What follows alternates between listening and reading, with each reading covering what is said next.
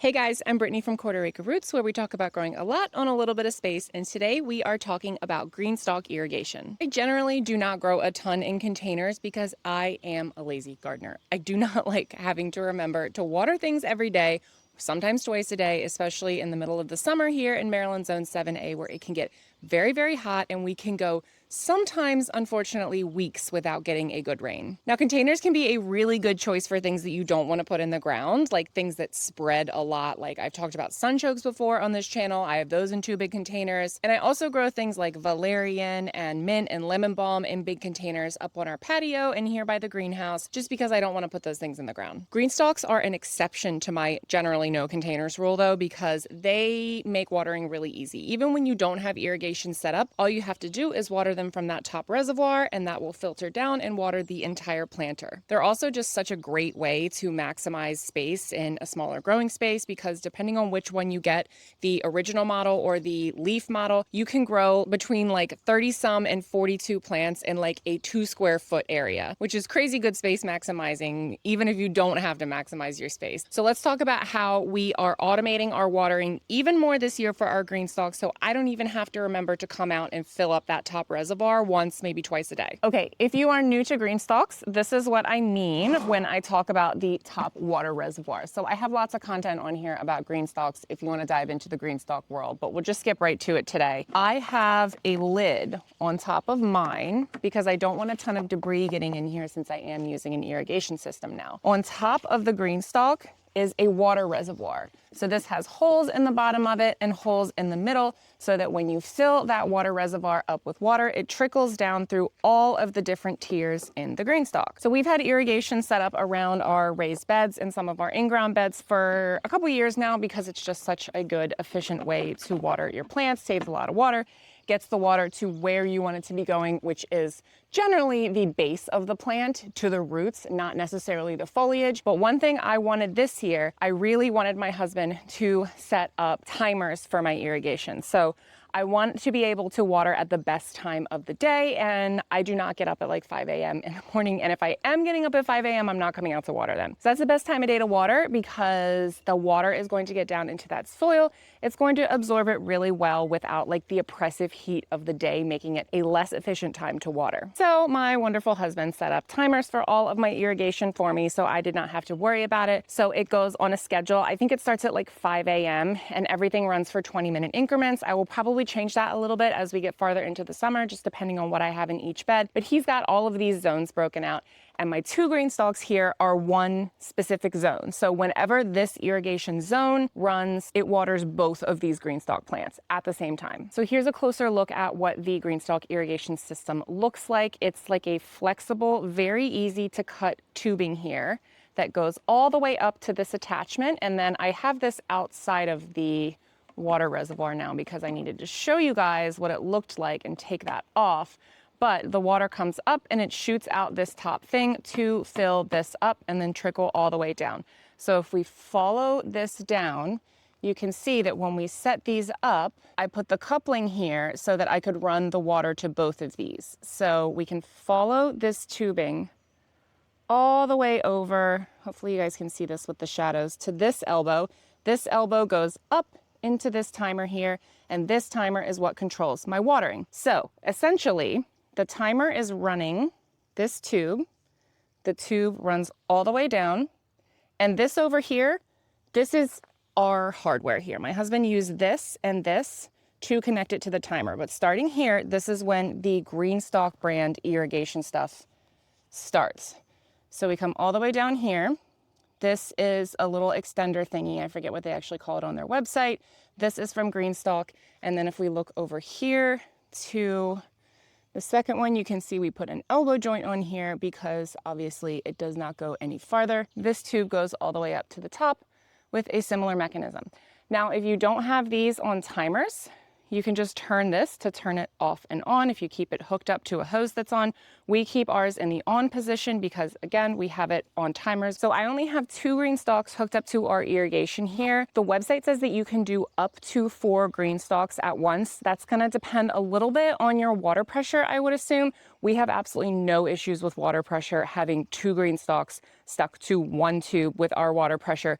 I would imagine we could add 2 more and it would be totally fine. So you can play around with that and see what works for you. But 2 is all I can fit on this patio right now. So I have my 3rd GreenStalk up on our other patio by the house. That one does not have irrigation, so I have to remember to water it every day because it's not super close to a hose. But having these 2 daisy chained here is awesome, super easy, highly recommend. Now the only thing to flag about using the irrigation system is this seems obvious once you set it up, but reading the reviews and honestly like thinking about it myself, it was not entirely obvious to me that I would have to clip the irrigation to these clips all the way down the GreenStalk to run it all the way to the top from the tubing on the bottom. Now, that's obvious when you set it up, but you may not be thinking about the fact that when you attach it to the GreenStalk, that means that you will not be able to spin your GreenStalk anymore. And if you don't have your GreenStalk on a spinner base, that's totally fine. You don't have to worry about it.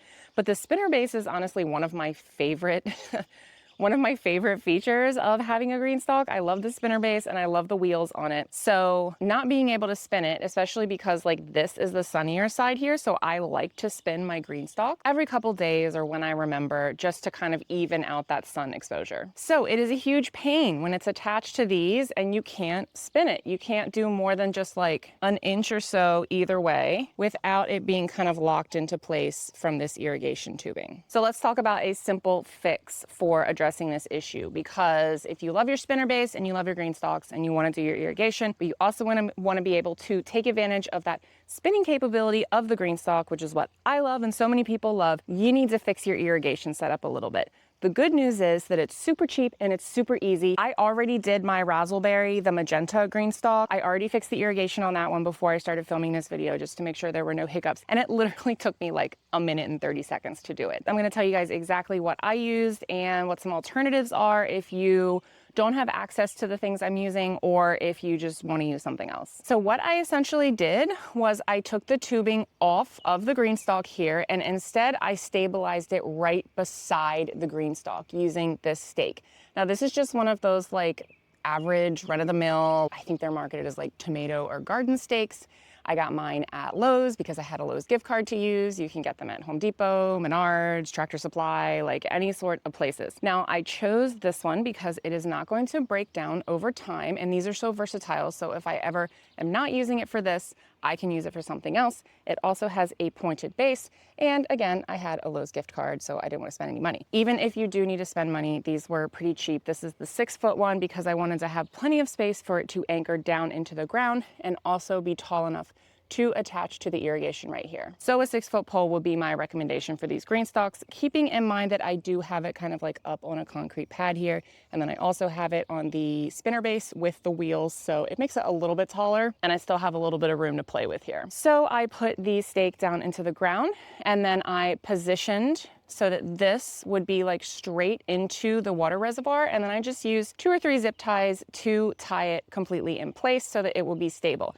Now, I can easily spin this, keeping in mind that it is very close to the planter because it needs, this isn't very long, so it needs to be able to like shoot into the water reservoir. So when you spin it, you need to do so carefully, keeping in mind that if you have any plants that are like spilling out like this pineapple sage here, you need to like gently spin it around. You will also need to gently move this out and turn the little spigot thingy that puts the water into the water reservoir out. And then you can freely spin your GreenStalk. Again, keeping in mind that you're going to have your plants catch a little bit on some of these areas, but if I wasn't also holding a camera, I would be able to more effectively spin this by holding the irrigation in place and protecting the plants. But we're just kind of going with it here for the video to show you guys how this works. So now we haven't done the yellow one, my strawberry GreenStalk here, so we're going to do that one together to show you guys exactly how easy this is. Okay, so the first thing I'm going to do is gently remove our irrigation tube from the clips, which is maybe easier said than done because I've got a runner locking it in place here. So move our little strawberry cup and then put it back. I love these little strawberry cup attachment things for rooting our runners. And it looks like I've got a few strawberries I need to pick too. Okay. So I've taken it off. It's gonna flop over to the side, no big deal. We know we're gonna put it back up. And then I am going to rotate since I have not rotated this one since I set it up. So let's get those strawberries on the other side a little bit more light. Okay, I am pleased with where this is. So I'm going to take my garden stake that I got. Again, this is just one of those green, like plasticky garden stakes, multi-use garden stakes, and it has a pointy end. So that makes it super easy to drive down into the soil here. I have thought about using like a T-post first, but in order to get the T-post as tall as I would need it to be, I would need to get a pretty expensive T-post, and I wanted this to be as cheap as possible. So I decided not to use T-posts. Another option could be like a bamboo stake. We have lots of extra bamboo around the yard, but we have like the thicker kind of bamboo. So I just thought that would be a little bit obtrusive here. And again, I wanted to just use something that like you almost wouldn't be able to see or notice. So these stakes are a great option. Rebar is also something that we considered, but again, I chose not to use rebar because one, I couldn't find the 6 foot length I needed locally in a Lowe's that was super close to me, and two, because it was just a little bit more expensive than these, and I wanted to keep this a very budget-friendly project. Okay, so I'm going to position this so that it is right where the little spigot thingy needs to shoot into the water reservoir, and I'm going to tie a zip tie really tight just below this, so when it tries to like sag down, it's gonna get caught on that zip tie and it's not going to fall over. All right, we've got it nice and tight on here, and you can put as many as you need to put for things to be secure, but I found that a really tight one up here at the top to keep this from falling down, and then one like kind of midway down to stabilize everything was enough for mine. I didn't want to overdo it. I have a lot of zip ties, but I also don't like wasting them. Get this one pretty tight around here so that it'll keep the tubing like on this side of the stake. And then once you get everything in place, you may find that you need to move your GreenStalk a little bit. So this one is about 1 inch off. So I am going to just kind of push this forward a tiny bit. Make sure we're not going to push it off the patio here because that would be a disaster. And now, perfect. I didn't even have to adjust any of this. Everything aligned perfectly. If you need to, you can kind of adjust where the opening is in the water reservoir, but I will show you guys how this looks. So it is just sticking right in here and it is stuck to this tubing. So if I want to rotate these, all I have to do is pop this little guy out of the way, and I'll set this down so I can show you guys with both hands because I don't want to mess anything up. Pop this little guy out of the way and rotate. And that's about it. We love a cheap, easy solution where all you need is a stake, some zip ties, and I guess a pair of scissors so I can cut off these little stragglers on the zip ties. Overall, an extremely cost-effective solution to ensuring you can set up your irrigation with your GreenStalks, and you can also spin your GreenStalk. And if that's all you came for, feel free to jump off now, but we're gonna do a little brief tour of how our GreenStalks are looking for the year, since I haven't really done a garden tour since an early season tour. We're just gonna look at GreenStalks right now. If you were with me when I planted up these planters and added strawberries, you can see we are finally getting some berries. We are getting lots of really nice runners that I've been able to root in these strawberry cups. The way that strawberries reproduce is they throw out runners like this guy right here. And then the base of this right here will throw out roots and become its own strawberry plant. So this one has nowhere to go because I ran out of strawberry cups. So I'm probably just gonna snip that one off anyway. But this plant has already thrown out a runner here that I have gently buried into the strawberry cup here to create a new plant. So once this one is good and rooted, I will sever this off, dig it up, and plant it in one of these bare spots here because I want this whole tower to be strawberries. And I'm probably going to snip off some of the runners that don't really have anywhere to go anyway because I want these plants to really focus on establishing their root system this year. These were all bare roots that went in this year. So we're not going to get a ton of berries this year, but we've already gotten quite a few, which is exciting because it's only like June 3rd, and these are June bearing strawberries in this tower. And my razzleberry over here is kind of in a transition period between some of our cooler weather crops and some of the stuff I'm putting in here for the summer. So you can see we've still got some lettuce left over.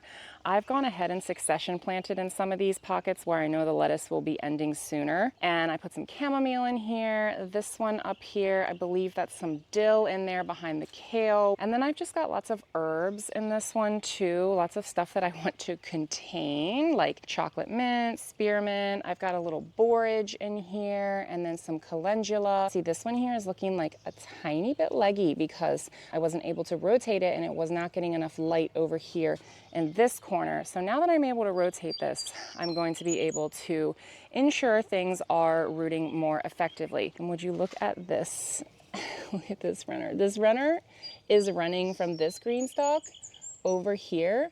And I wouldn't be surprised if he decided to like try and root right here. So I'm gonna pull him out, and that's a runner that's run from a runner. So these are reproducing really, really well so far this year. And I would normally just say, oh, you can root wherever you want. But again, the whole purpose of this GreenStalk irrigation video was to be able to spin our GreenStalk. So if I root this guy in another GreenStalk, he's not gonna be able to spin, and that'll defeat the whole purpose. And check out this. This is what a ladybug looks like before it reaches the stage of life that you're all probably familiar with. And when you see a ladybug that looks like this, that means that you've got a little aphid exterminator on your hands. Adult ladybugs are excellent at pest control, but when you see these little guys and they're growing, looking for stuff to eat, that's excellent. So never kill these little guys when you see them in your garden. They're our happy little helpers. And then over on the patio, I have another GreenStalk that again does not have irrigation and is looking amazing. I planted this one up before I planted up some of the stuff in the other one, so it's definitely bursting to life already. I have a ton of chamomile in here,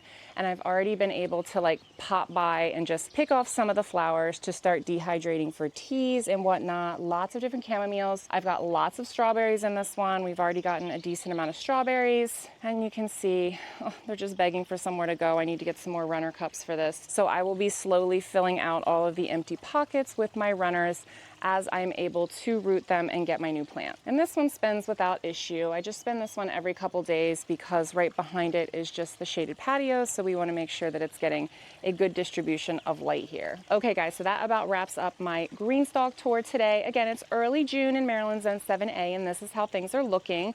I hope you guys found the tips about irrigation helpful. If you struggle to keep your GreenStalk watered, I highly recommend adding timers to your irrigation because it is just a game changer when I don't have to worry about watering them, and I can even change it to do like a twice-a-day watering, which will probably be necessary once we get into like July and August here. And again, this is how they're looking in Maryland Zone 7A in very early June. I think it's like June 3rd or 4th right now. And again, if you're frustrated with the lack of mobility with your GreenStalk once you add that irrigation tubing, I hope this simple tip is helpful for you in revising your whole setup to make sure you can still spin that bad boy to get it all of the sun exposure it needs. So I'm gonna go knock out a few more garden chores before it gets too hot today. Until my next video, happy planting.